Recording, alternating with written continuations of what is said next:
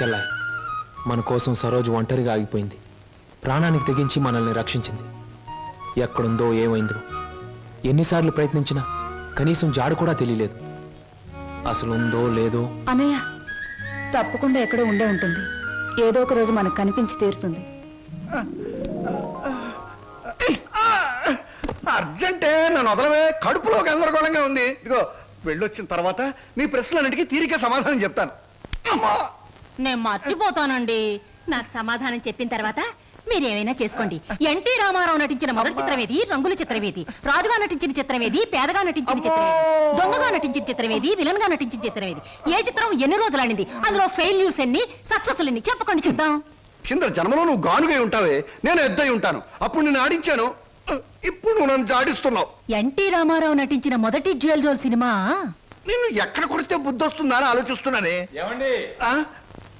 వస్తున్నా బాబు.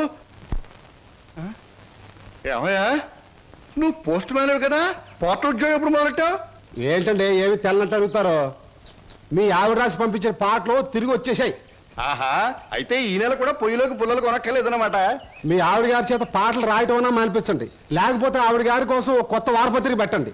లేకపోతే దేశంలో తెల్లకైతే కరువు వచ్చి పడిపోద్దని. మరి ఎవరండి వచ్చింది? అమ్మో, విడు ఏమిటండి ఇవన్నీ నీ రచనలే. వీటి తాకిడికి ఈ ప్రపంచం అంతా తట్టుకోలేకపోతుంది. కొన్నాళ్ళకి ఊరంతా ఖాళీ చేసి పోయేటట్టున్నారు. ఊరు అంటే జ్ఞాపకం వచ్చింది. 1952లో సొంత ఊరు అనే సినిమా వచ్చింది కదా. ఎన్ని సెంటర్స్ లో 50 రోజులు ఆడింది. ఆ చిత్రంలో హీరో ఎవరు, హీరోయిన్ ఎవరు, డైరెక్టర్ ఎవరు? కింద జనంలో నువ్వు పిడకై ఉంటావే, నేను పోయే ఉంటాను. అప్పుడు నిన్ను కాల్చాను, ఇప్పుడు నన్ను కాల్చు తింటున్నావు. ఏంటండి? ఇటు కాదు, ఇటు పోతాను. పిన్ని, మళ్ళీ ఏమిటో. ఏమిటి పిన్ని, ఏమిటి గొడవ? లేదురా, ఈ మధ్య ఎవరికీ సినిమా పరిజ్ఞానమే ఉండటం లేదు.